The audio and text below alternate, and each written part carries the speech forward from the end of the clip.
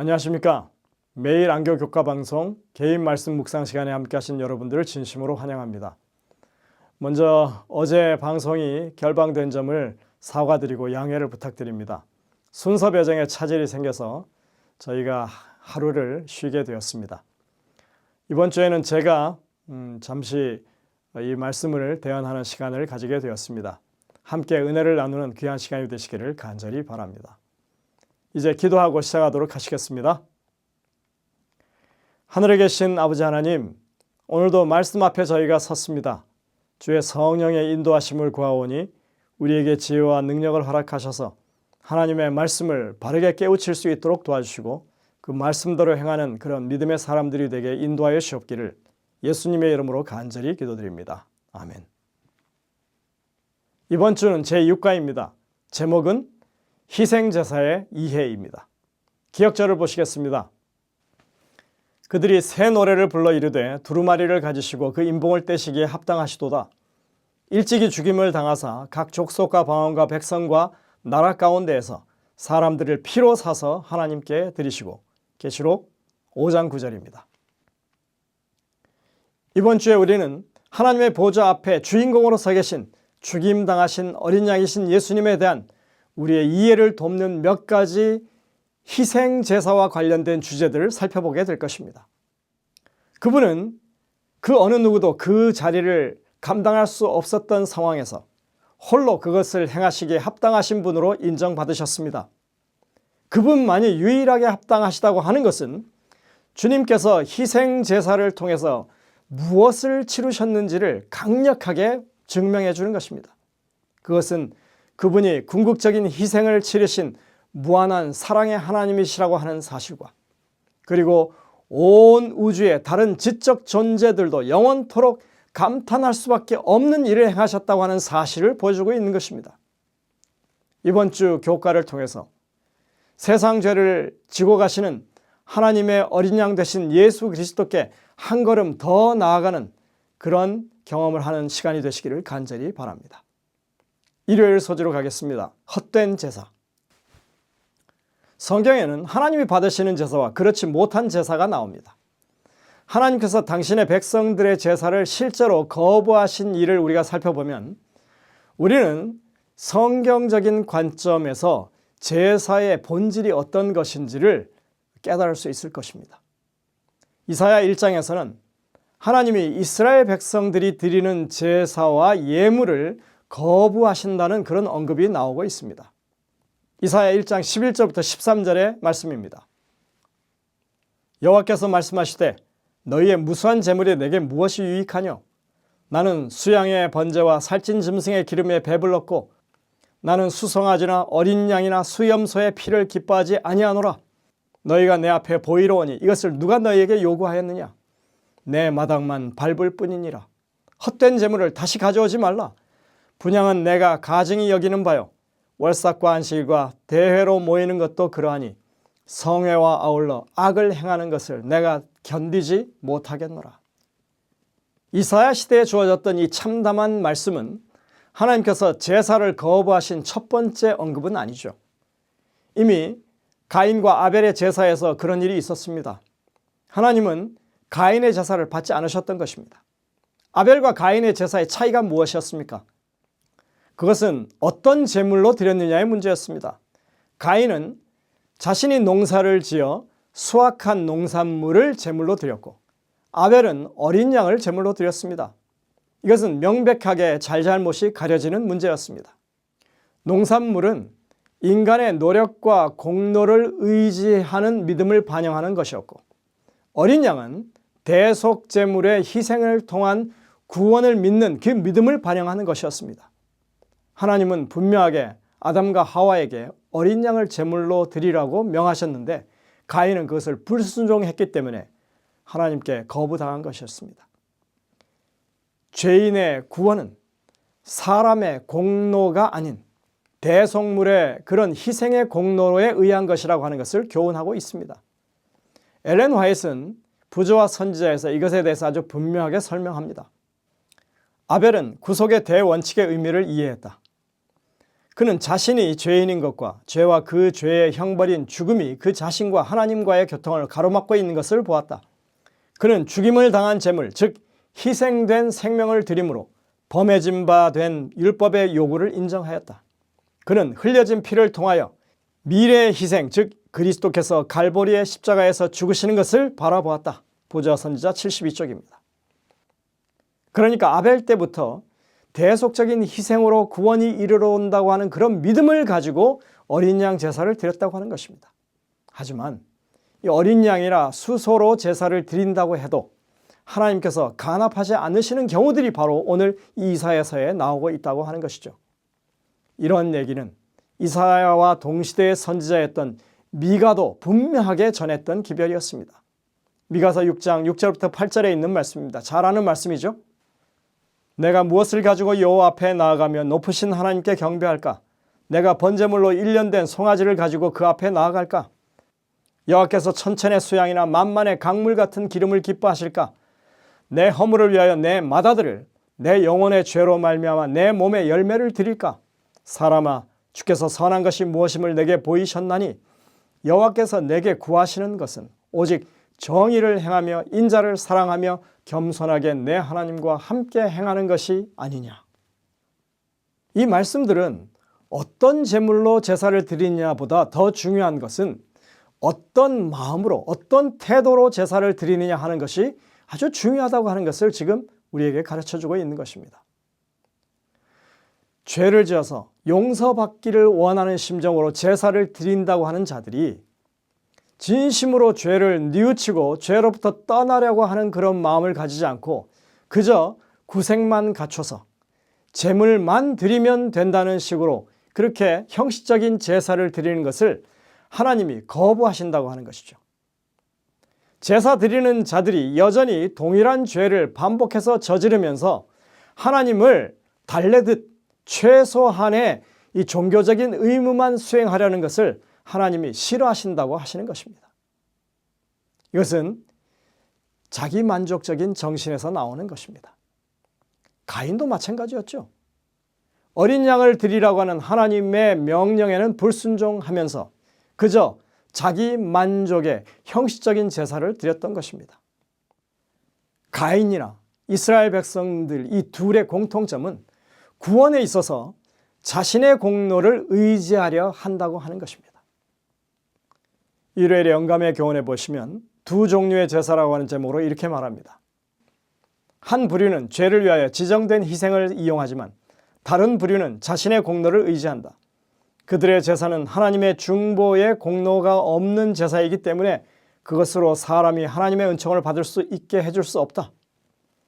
예수의 공로를 통해서만 우리의 죄가 용서받을 수 있다. 그리스도의 피의 필요를 느끼지 않고 하나님의 은혜 없이 그들의 행위로 하나님의 간합하심을 받을 수 있다고 느끼는 자들은 가인과 동일한 과오를 범하고 있다. 보좌 선지자 72쪽입니다. 다윗이 밧세바와 범죄를 저지른 이후에 참회하면서 지은 시가 시편 51편입니다. 그 가운데 이런 말씀이 있습니다. 51편 16절 17절입니다. 주께서는 제사를 기뻐하지 아니하시나니 그렇지 아니하면 내가 드렸을 것이라. 주는 번제를 기뻐하지 아니하시나이다. 하나님께서 구하시는 제사는 상한 심령이라. 하나님이여 상하고 통회하는 마음을 주께서 멸시하지 아니하시리이다. 밧세바와의 간음 그리고 우리아를 죽게 만든 살인교사라고 하는 이 엄청난 죄를 지어놓고서 그저 율법에 정한 바대로 희생제물만 드리면 이 죄의 문제가 해결된다고 하는 그런 상황이 아니라고 하는 것을 다윗이 아주 철저하게 깨달았던 것입니다. 또 아주 큰 죄책감에 시달려서 자신의 마음을 괴롭게 하는 그런 심정을 가지고 상한 심정을 가지고 하나님 앞에 나아가면 이게 해결된다고 말하는 것도 아닌 것입니다. 성소에서 드려지는 모든 희생제물은 그렇게 대속적으로 희생할 예수 그리스도를 상징하는 것입니다. 그 희생제물이 내 죄 때문에 그 사체가 각이 띄어서 토막토막 이렇게 제단 위에 놓인 그 모습을 바라보면서 아, 이것이 하나님의 상한 심령이구나. 이것이 갈갈이 찢긴 조각난 하나님의 심령이구나. 이렇게 느꼈기 때문에 시편 51편에 하나님이 원하시는 제사가 상한 심령이라고 그렇게 노래한 것입니다. 내 죄 때문에 그 고통을 당하시고 희생당하신 하나님의 아들의 그런 육신이라고 하는 것을 믿음으로 바라봤기 때문에, 그것을 깨달았기 때문에 죄가 얼마나 심각한 결과를 가져왔는지를 그 마음 깊이 느꼈기 때문에 이러한 시를 그가 노래한 것입니다. 그러니 하나님의 그 극심한 고통과 희생에 공감하면서 내 심령이 괴로울 수밖에 없다고 이렇게 노래하는 것입니다. 이미 오래전부터 희생 제물의 의미를 정확하게 이해한 사람들이 존재하고 있다고 하는 것을 우리는 확인할 수 있습니다. 월요일 소지, 황소와 염소의 피. 어떤 사람들은 희생제사 제도라고 하는 그 개념 자체가 아주 잔인하고 가혹하고 한편으로는 불공정한 것이라고 주장하면서 제사 제도를 그렇게 비난합니다. 하지만 바로 그것이 제사 제도의 정확한 핵심입니다. 예수 그리스도의 죽음은 원래 그렇습니다. 죄 없는 분이 죄 있는 사람들을 대신해서 죽는 정말 잔인하고 가혹하고 불공평한 것이고, 그리고 매우 비합리적인 것이었습니다. 히브리서 10장을 여러분들이 읽어보시면 구약에서 수천 년 동안 드려진 그 수많은 희생 제사가 그 동물 자체로서는 죄를 속하는 효력이 없었다고 분명하게 말하고 있습니다. 여기에는 시편 51편의 이 다윗의 깨달은 그 내용과 아울러서 시편 40편 6절의 그 내용까지 그대로 인용하고 있습니다. 그리고 이 말씀들은 이사야 1장과 미가 6장의 말씀과도 똑같은 맥락으로 그것을 기록하고 있는 것입니다. 시편 40편 6절에 보시면 이러한 깨달음이 성령이 주신 깨달음이라고 분명하게 고백하고 있습니다. 주께서 내 귀를 통하여 내게 들려주시기를 제사와 예물을 기뻐하지 아니하시며 번제와 속죄제를 요구하지 아니하신다 하신지라. 이 시는 다윗의 시입니다. 얼마나 정확한 이해인지 알 수 없습니다. 성령께서 이미 예수님이 오시기 1000년 가까이 전에 이러한 깨달음을 사람들에게 주셨다고 하는 것입니다. 구약에 드려진 희생 제물 어린 양은 예수님을 가리켰습니다. 즉 하나님의 어린 양이 이 땅에 대속 제물로 오셔서 우리를 구원하실 것을 상징하는 것이었습니다. 그래서 구약시대에 그들이 그 제사를 드리는 것은 믿음의 행위였습니다. 그러한 믿음으로 드리는 것이었습니다. 하나님께서 그것을 요구하셨던 것은 죄인을 위해서 오시는 메시아의 사명에 대한 믿음을 표현할 수 있는 손에 잡히는 그런 방식이었다고 하는 것입니다. 우리는 이런 것을 가리켜서 예표라고 말합니다. 이 예표에 의해서 성취되고 그리고 그 사건이 일어나고 이루어진다고 하는 것을 우리에게 말해주는 것입니다. 어떤 사람들은 제사 제도를 가리켜서 십자가의 예수님의 죽음에 대한 작은 예언이라고 그렇게 부르기도 했습니다. 우리가 어디론가 여행을 가기로 결정했다면 비행기 표를 삽니다. 그리고 이메일을 받겠죠. 당신은 비행기 표를 샀습니다. 그럼 여러분들 그 이메일을 받으면 바로 여행을 떠날 수 있습니까? 아니죠. 못 갑니다. 그리고 그 이메일을 프린트해서 내가 이렇게 깔고 앉아 있으면 자동적으로 이렇게 여행지로 나를 옮겨줍니까? 그런 일은 있을 수 없죠. 우리가 때가 되어서 이제 그 시간이 되어서 그 이메일을 보여주고 비행기 표를 받은 다음에 비행기에 탑승하면 그제서야 이제 가는 것입니다. 그런데 그렇게 이제 실제적으로 그런 일들이 생기고 나서 여러분들 그 이메일은 계속 사용합니까? 더 이상은 소용이 없죠. 그 용도가 다 끝난 것입니다. 바로 예수 그리스도의 희생을 상징했던 이 동물 제사 제도가 그런 것입니다. 실제로 그 하나님의 어린 양이신 예수 그리스도께서 이 땅에 오신 이후에는 더 이상 예수 그리스도를 상징했던 그 동물 희생 제사 제도가 우리에게는 아무 의미가 없게 된 것입니다. 물론 예수님이 오시기 전에 그 동물 희생 제사 제도는 아주 중요한 역할을 했습니다. 분명히 이 일이 일어날 것이라고 하는 믿음으로 그 제사를 드렸던 것이 맞습니다. 복음서에 보시면 예수님이 죽으실 때 성소와 지성소를 가르는 그 휘장이 찢어지는 사건을 통해서 이러한 이 상징이 이제 더 이상 의미 없다고 하는 것을 표현하고 있는 것을 볼 수 있습니다. 이에 성소 휘장이 위로부터 아래까지 찢어져 둘이 되니라. 성소와 그 모든 제사 제도는 십자가에서 우리를 위해서 대속하실 예수 그리스도의 죽음을 가리키는 것입니다. 비록 그것이 예수님 이전에 구약시대 동물 희생제사 제도로 예표된 것이었다고 해도 마찬가지고, 그리고 오늘날 우리가 2000년 전에 오셔서 우리를 위해서 돌아가신 예수 그리스도의 믿음을 가지고 그것을 대하는 것에도 동일한 것입니다. 그래서 매우 중요한 사안인 것입니다. 월요일 소재 영감의 교훈에 보면 이 가인의 예를 들어서 그것을 우리에게 설명하고 있습니다. 그는 죽임을 당한 어린 양으로 상징된 그리스도를 인정하려 하지 않았다. 그에게 있어서 짐승의 피는 아무런 가치도 없는 것이었다.